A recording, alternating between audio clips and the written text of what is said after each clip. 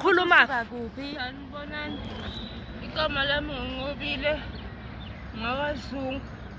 Ezakheni eMnambithi D457. Bengicela hle ukuthi ngicela noma ngabalungani ngade ukuthi ngikwazi ukubuyela ekhaya. Ngoba ngile eGoli impilo ayisangivumi.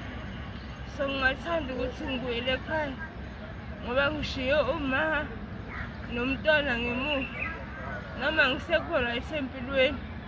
So just ukuthi ngibuyele nje futhi sikhashanyana ngize ngibe right ngibone ukuthi impilo maybe izongisaphi futhi.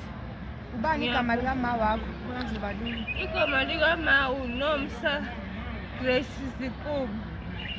Umntanami uYitumeleng. Umfana. Wena wakaba isibongo chomi. Ngikhumbulile. Nkosi. Ungasakhali ngani? Uzosizakala. Ungakhali ukhala. Ngiyabonga kakhulu.